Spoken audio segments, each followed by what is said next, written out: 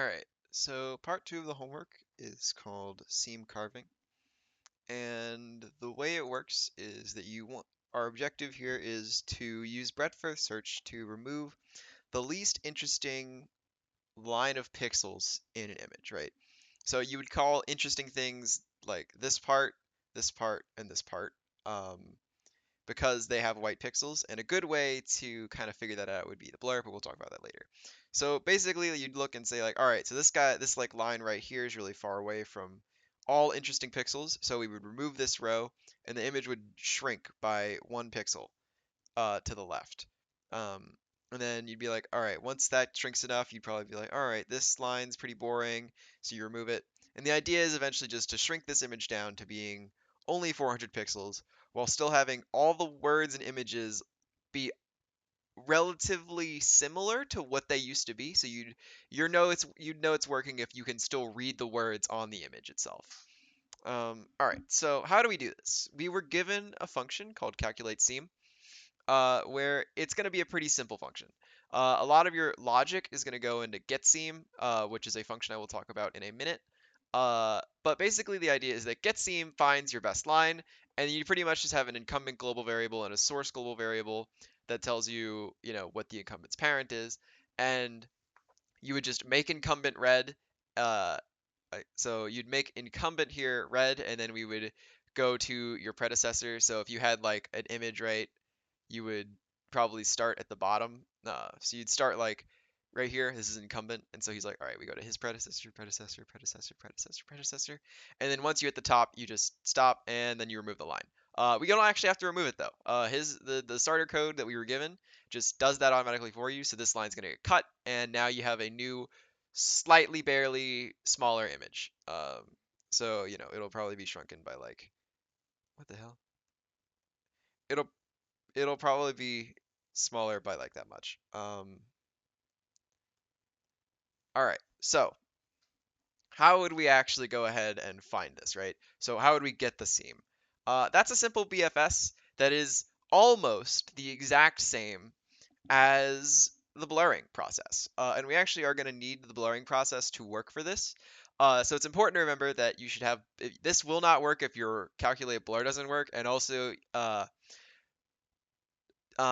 main difference between these two is that instead of your neighbors are going to be different, right? So you're going to have, whenever you were building your blur graph, right, the way you looked at someone's neighbors, you'd say, all right, my guy above, to the right, down, and to the left. And so you'd make your graph like this, where if you were checking this pixel right here, you would then add this guy, this guy, this guy, and this guy to your queue. The way that you would build a graph for your new seam carving is quite different.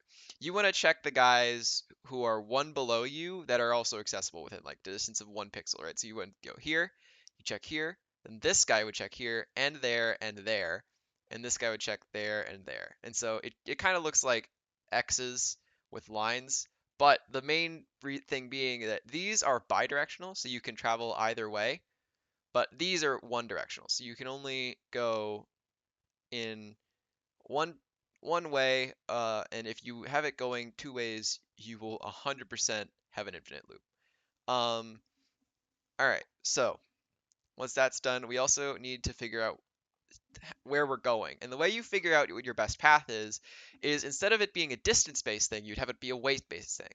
So, for example, if we have, I guess, um, you would be coming from pretty far away, but like, if you had this being like a totally I know it's kind of counterintuitive, but imagine this pixel, the darker a pixel is, make it lighter, right? So that would be white, and this would be kind of gray,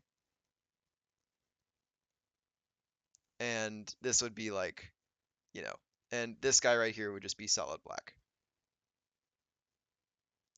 right? So whenever you're trying to figure out who you're gonna pick, right?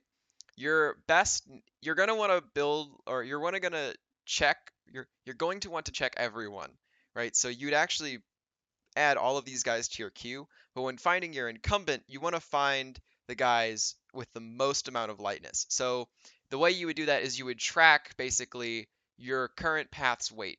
So that would be pretty easy. I mean, that's literally just a map of weights. Uh, with like a node and an int, uh, where a node would actually be a XY coordinate, um, I guess. And then you just, so like, let's say you started at this pixel, right? And he's got, 1 weight, and then you go down to your next pixel, he's got 5 weight.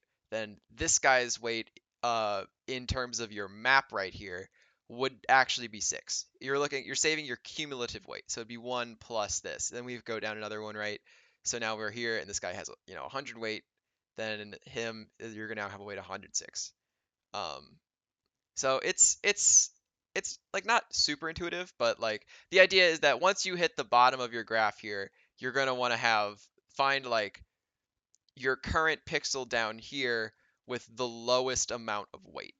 Um, so like if this is your full image, like this guy right here, let's say that everything around him is interesting, and this path right here is not, then this path has the least amount of weight, so you would choose that one to remove.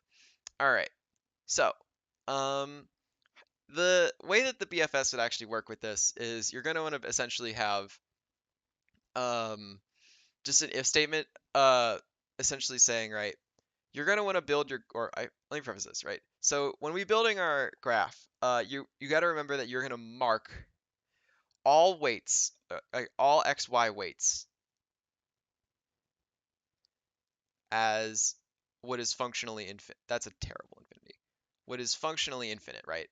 Um, this is going to allow us to say that all of our weights to unvisited nodes are definitely going to be, we're going to want to check all of our nodes. So you want to make their weights infinite, so that way you do actually visit them. So the way we determine if we're going to visit someone is if our weight of our current path, so if our weight of our path, which in this case would be like 106, because this is our path, right? So our cumulative weight, 106. The weight of our path plus the pixel weight, I guess, or I say pixel weight, pixel value, right? So if we go back to this previous example, right, this guy's pixel value would be like 100, and this guy's pixel value would be 0. So you want to check the XY pixel value of your neighbor. It's very different, because the neighbor weight, as we've said already, is infinity. So if this guy is less than your neighbor weight, then you want to go ahead and add to queue or add him. And see, yeah, you add to queue. Um, and then you'd also have to update your other stuff. So want to save your predecessor, and you want to push him to visit, but and you want to also update like his maximum weight. Um, and so what this is going to look like is we're going to visit. So we're going to visit 5 first, right? So assuming currently that this guy's infinity, because we haven't been there yet. This guy's like, so where these guys are all what are neighbor weights. So they're all infinite right now. However, the actual pixel color would be a 10, a 5, and a 0, right? So if we're starting at this 5 pixel, you visit this guy and you make a connection because you've never been there before. Definitely 5 plus 10 is less than infinity. So now his total weight is going to be 15. So then we're going to go ahead and we're also going to visit here. So that our total weight becomes 10. And then this 10, right? So now he's going to try to visit here, but we're going to see that 10 plus 10, now our pixel weight, and this got changed to 15. Um, so I should just sketch that. Yeah, so his current effective weight is now 15, and we're noticing that 10 plus 10 is actually going to be greater than 15 because algebra. So you just don't make a connection there. And then next we're going to go ahead and also try to visit here. Oops. Um,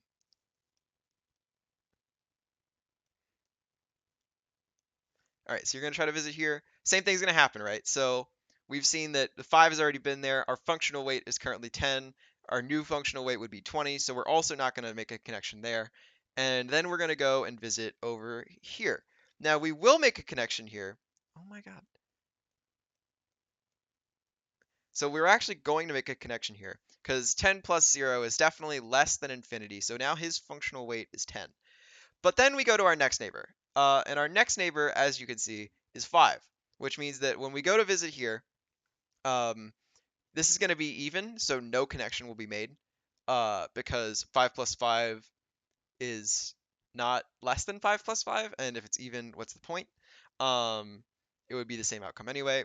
And then we're also going to check here, right? So we're going to go and say 5 is 5 plus 0 less than 10. That answer is going to be yes, so we disconnect this guy, and now we have our connection of 5 to 0. So let me actually erase like this connection here.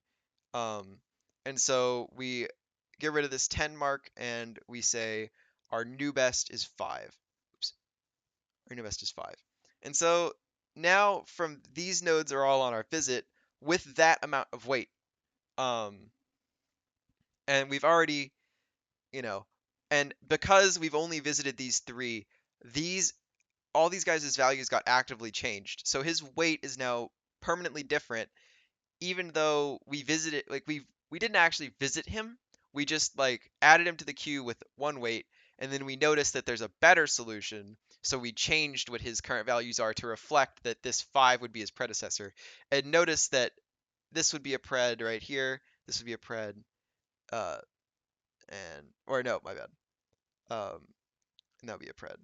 So if we were actually building our graph up, we would go from this pixel to here, this pixel to here, and this pixel to here. We would never actually visit this 10 again because we know that it's definitely not part of our solution. Um, so that's kind of how you do that. I hope that makes sense. Because if you actually just implement like this if statement, and then add it to queue, that's all it will do, and you don't need to do more. I overcomplicated this for so long, trying to figure out like what would make it, how would I have to overwrite these values? But the answer is that they just do it themselves. You don't actually have to do any work for it. And that's it. That's kind of the whole thing. So doing this path, right? So you add to queue and you'd have your update other stuff. I guess I might as well just say what they are, right? So what you're gonna do is you're gonna add, so you're gonna make pred, your predecessor, right, is just gonna be, I guess your XY, and then your weight, I'll just make it W. Your W is equal to just, weight plus pixel. So weight XY plus pixel. And that's kind of the whole or that's kind of not the whole homework, but that's just kind of the whole like program. Um, and it's worth mentioning that if you want to, you can again just use the starter code that was provided almost verbatim, uh, and just like, or not the starter code that was provided. You do use the starter code verbatim plus more, but if you use the breadth search we were given in class with the node, right, that is gonna pretty much be all you want. You're gonna want to update the if statement that determines if you're gonna visit someone. You're gonna want to update how the weights actually work to reflect the weight of pixels versus the just distance away from your start. Um, but otherwise, that's gonna kind of be the whole thing. And then once you actually have it working, what it's gonna look like is this, and then you're gonna just press a button and it'll tell you what the best one is. Um, and so as you go, you'll just remove nodes. And then if you can remove like 9 at a time. It's not actually showing up here, but like you can see it moving and then it shrinks. So if you do 9 more, it just takes them away and then deletes the pixels. And then like that, for example, now your lamest part path is through there. So it's pretty straightforward. And I think I mentioned it, but I want to be 1000% sure. Whenever you are calling breadth first search, and this took me way too long to figure out, right? Yeah, I mentioned it, but just to harp on it again, because it's so important. This top row of pixels here is first. And then you're basically going to scan down, and what's going to happen is some pixels are going to be disconnected entirely. And as you go down, different solutions are going to like basically get completely eliminated because your best path to like this point could be from here, and almost and like basically all of these guys from here will just get taken out of rotation.